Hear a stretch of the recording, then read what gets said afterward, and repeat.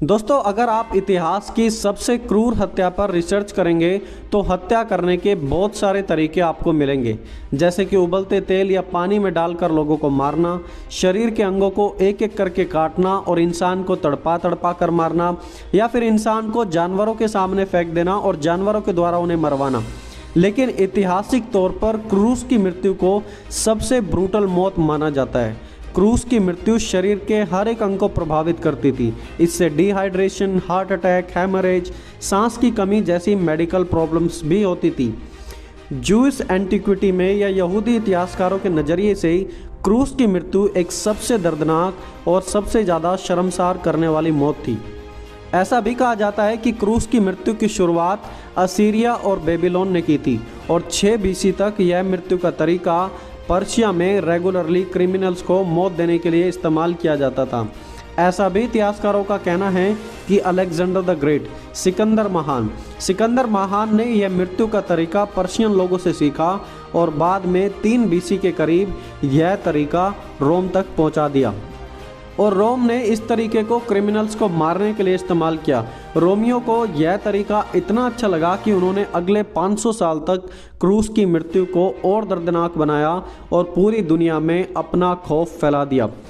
ये तो सब हुई हिस्ट्री की बातें। चलिए अब हम जानते हैं कि मेडिकल के रूप से प्रभु यीशु के साथ क्या हुआ था, क्यों उनका पसीना खून बन गया था, रोम के कोड़े कैसे होते थे, कितना ज़्यादा दर्दनाक होते थे और क्रूस की मृत्यु इतनी ज़्यादा भयंकर और दर्दनाक क्यों होती थी। तो दोस्तों, आज इस वीडियो में हम पूरी सच्चाई को जानने जा रहे हैं। तो चलिए हम शुरू करते हैं।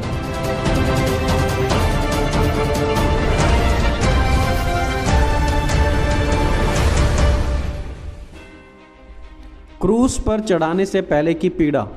मत्ती 26 अध्याय में प्रभु यीशु अपने चेलों के साथ अंतिम भोज करते हैं। कुछ बातचीत होती है उनके बीच में और फिर यीशु अपने चेलों के साथ गतसमने के बगीचे में जाते हैं और वहां आने वाले समय के लिए प्रार्थना करते हैं। और मत्ती 26 अध्याय उसके 38 वचन में प्रभु यीशु ने कहा, मेरा मन बहुत ज़्यादा उदास है, यहाँ तक कि मैं मरने पर हूँ। शरीर में होने की रीति के अनुसार प्रभु यीशु एक बहुत ही ज़्यादा साइकोलॉजिकल स्ट्रेस का सामना कर रहे थे। लूका 22 अध्याय उसके 44 वचन में लिखा है कि यीशु व्याकुल होकर आग्रह पूर्वक प्रार्थना कर रहा था और उसका पसीना रक्त की बूंद के समान भूमि पर गिर रहा था। जी हाँ, पसीना खून की तरह उनके शरीर से गिर रहा था। मेडिकल साइंस का मानना है कि जब कोई व्यक्ति बहुत ही ज़्यादा हाई लेवल की स्ट्रेस का शिकार हो जाता है तो उसका पसीना खून बनकर बहता है और मेडिकल लाइन में इस कंडीशन को बोलते हैं हिमाटोहाइड्रोसिस के नाम से इसे जाना जाता है जब पसीना खून बन जाता है। तो क्रूस पर जाने से पहले प्रभु यीशु बहुत ही ज़्यादा साइकोलॉजिकली स्ट्रेस थे, इसलिए उन्होंने कहा कि उनका मन व्याकुल है और उनका पसीना खून बन गया था, क्योंकि वो जानते थे कि क्रूस की मृत्यु बड़ी ही क्रूर और दर्दनाक होने वाली है। और इस इतनी बड़ी स्ट्रेस के बाद एक और अगला भाग आता है, एक और दर्दनाक भाग, रोमन फ्लोगिंग्स, रोमियो के कोड़े। रोम के लोगों की एक प्रथा थी कि एक बार में मात्र 39 कोड़े ही मारे जाएं, लेकिन वो सिर्फ एक बार में ही मारे जाएं। अगर उनको लगता है कि क्रिमिनल ज़्यादा ही दुष्ट है, ज़्यादा ही बुरा है, तो वो उसे दिन में 2 से 3 बार कोड़े मार देंगे, जिसका मतलब हुआ कि एक दिन में करीब 117 बार कोड़ों का मारा जाना। हिस्टोरियंस हमें बताते हैं कि आधे से ज़्यादा लोग तो कोड़े खाकर ही मर जाते थे। अब ध्यान रखना कि प्रभु यीशु पहले ही साइकोलॉजिकली बहुत ही ज़्यादा स्ट्रेस्ड हैं और अब उन्हें रोमियो द्वारा कोड़े मारे गए। रोमियो के कोड़े चमड़े के चिमटों से, लेदर थोंग से बनते थे। उनके बीच में लोहे की छोटी छोटी गोलियां, कांच के टुकड़े और पैनी हड्डियों के टुकड़े लगाए जाते थे और जब एक कोड़ा मारा जाता था तो वह एक ही बार में पूरी खाल को फाड़ देता था। और प्रभु यीशु को तो 39 कोड़े लगे थे। रोमियो के पास ऐसे भी कोड़े थे जो एक बार में 100 ग्राम से 200 ग्राम के बीच में मांस भी निकाल दिया करते थे। मतलब अब क्योंकि कोड़ों में कांच भी लगे हुए हैं, लोहे की पैनी बोल है, हड्डियां हैं, कीलें भी लगी हुई हैं, तो वो जब मांस में लगता था वो कोड़ा तो मांस में गड़ जाता था और जब उन्हें बाहर निकाला जाता था तो वो शरीर से मांस भी निकाल लेता था। इस वीडियो क्लिप को देखिए, इसमें डॉक्टर ग्रेग एक्सप्लेन करते हैं कि रोमियो के कोड़े कैसे बनते थे और उनका क्या प्रभाव शरीर पर पड़ता था।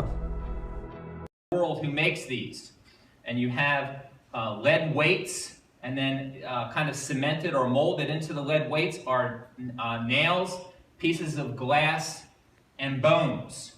And this is what the Roman centurions would use to beat him. Doctor Greg ने इस विषय पर रिसर्च की थी और उन्होंने बताया कि इन कोड़ों में कीलें, शीशे, पत्थर, लोहा, लेदर जैसी चीजें मिक्स होती थी। Just be thinking about which one you think might be worse, the 3 or the 9. So I'm going to demonstrate this for you. And remember that this is cardboard. Cardboard is much thicker than skin.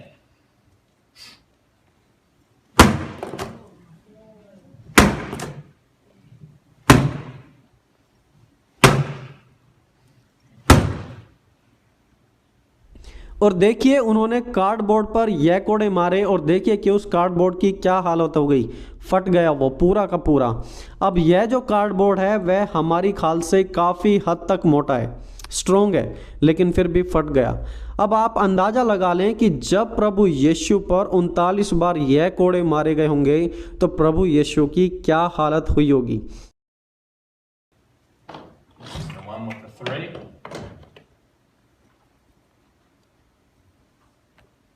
Now what actually happens with this one can actually be worse because it's lighter. The speed that when it hits is actually faster and it can inflict more damage. और यह वो दूसरा कोड़ा है जो लगते ही मांस को बाहर निकाल देता है। तो जब प्रभु यीशु को ये कोड़े लगे होंगे तो उनका क्या हाल हुआ होगा। दोस्तों, अगर हमें यह कोड़ा एक बार भी लग जाए तो इसकी रिकवरी के लिए हमें 1-2 साल लग ही जाएंगे। 3rd सेंचुरी के इतिहासकार यूसेबियस ने कहा कि जब जब कोड़े मारे जाते थे तो मांस फटने के बाद लोगों की आंतड़ियाँ, उनकी नसें शरीर से बाहर निकलकर गिरने लगती थी और क्रूस पर जाने से पहले ही अधिकतर लोग मर जाते थे। तो प्रभु यीशु मसीह साइकोलॉजिकली बहुत ही ज़्यादा स्ट्रेस थे। कोड़ों के बाद उनके शरीर से खून बह रहा है, शरीर का आधा मांस फट चुका है, आंतड़ियाँ बाहर आ चुकी हैं, ब्लड लेवल काफ़ी कमज़ोर हो चुका है। और मेडिकल साइंस बताती है कि जब कोई व्यक्ति ऐसी सिचुएशन से गुजरता है तो उनका हार्ट और किडनी फेल हो जाती हैं, डिहाइड्रेशन हो जाती है, इंसान कोमा की स्टेज में चला जाता है। कितना दर्दनाक, बहुत ही दर्दनाक एक्सपीरियंस। और फिर बाद में प्रभु यीशु मसीह कहते हैं कि मैं प्यासा हूँ। और फिर इतनी मार पड़ने के बाद, खून बहने के बाद वो यीशु पर एक सलीब लाद देते हैं उस वजनदार क्रूस को गोलगता तक पहुंचाने के लिए। एक के बाद एक क्रूरता दिखाई गई प्रभु यीशु को हमारे लिए। और इतना सब कुछ सहने के बाद फिर उन्हें लाया जाता है क्रूस पर चढ़ाने के लिए। अब जो यह क्रूस की मृत्यु थी, जैसा मैंने पहले भी बताया कि बहुत ही ज़्यादा दर्दनाक थी। रोमी लोग 5 से 7 इंच लंबी कीलें ठोकते थे और ये कीलें हथेली में नहीं बल्कि हथेली से ऊपर ठोकी जाती थी। 5 से 7 इंच लंबी धारदार कीलें मांस को, नसों को फाड़ते हुए प्रभु यीशु के हाथों में ठोकी गई। और वो जो दर्द था उसे बयान करने के लिए शब्द भी नहीं थे, इसलिए क्रूस के दर्द को बताने के लिए इंग्लिश भाषा में एक नया शब्द बनाया गया जिसका नाम बोलते हैं एक्सक्रूशिएटिंग। इंग्लिश भाषा के शब्द एक्सक्रूशिएटिंग को क्रूस का दर्द बयान करने के लिए इस्तेमाल किया जाता है। और फिर प्रभु यीशु के पैरों में भी वो ही 5 से 7 इंच लंबी कीलें ठोकी गई। मतलब पहले पसीना खून बन गया, उसके बाद कोड़े मारे गए, कोड़े मारने के बाद मांस भी निकला, उनका खून बहा दिया, सालों साल ठीक ना होने वाले जख्म दिए, डिहाइड्रेशन हुई, कमजोरी हुई, चक्कर आए, ब्लड प्रेशर, क्या क्या नहीं सहा प्रभु यीशु ने हमारे लिए। मेडिकल साइंस का कहना है कि क्रूस की मृत्यु एक स्लो डेथ थी। इंसान धीरे धीरे मरता था, इंसान पूरा तड़प तड़प कर मरता था। क्रूस पर लटके व्यक्ति को सांस लेने और सांस छोड़ने में भी कठिनाई होती थी और उसकी वजह से हार्ट या फिर दिल का फटना भी बिल्कुल नॉर्मल था। और शायद प्रभु यीशु को यह सब चीज़ें महसूस हो रही थी, इसलिए उन्होंने कहा, हे पिता, मैं तेरे हाथों में अपनी आत्मा सौंपता हूँ। और उसके बाद एक रोमी सिपाही ने भाला मारा उनकी पसली पर। और इस प्रकार इतने दुख दर्द उठाकर प्रभु यीशु ने परमेश्वर के प्रेम को इस संसार में सिद्ध किया। लिखा है, परंतु वह हमारे ही अपराधों के कारण घायल किया गया, वह हमारे ही अधर्म के कामों के कारण कुचला गया, हमारी ही शांति के लिए उस पर ताड़ना पड़ी कि उसके कोड़े खाने से हम लोग चंगे हो जाएं। वह सताया गया तो भी वह सब कुछ सहता रहा और अपना मुंह ना खोला। मेरे ही लोगों के अपराधों के कारण उस पर मार पड़ी।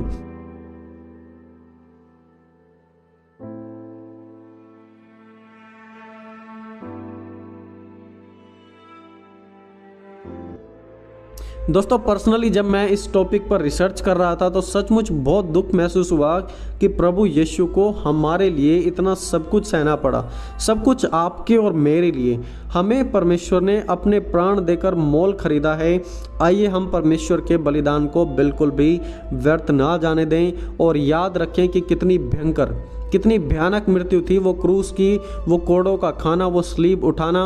प्रभु यीशु ने हमारे लिए, आपके और मेरे लिए सब कुछ सह लिया, लेकिन आज हम यीशु के लिए क्या सह रहे हैं। दोस्तों, आज मैं इस वीडियो में इतना ही बताना चाहूँगा कि प्रभु यीशु ने जो आपको और मुझे जीवन दिया है, जो उन्होंने अपना लहू बहाया हमारे लिए, वो बहुत ही ज़्यादा कीमती है, उसे व्यर्थ ना जाने दें। दोस्तों, अगर वीडियो से आपको कुछ सीखने को मिला हो तो ज़्यादा से ज़्यादा लोगों को इसे शेयर करें और प्रभु यीशु के बलिदान को बिल्कुल भी व्यर्थ ना जाने दें।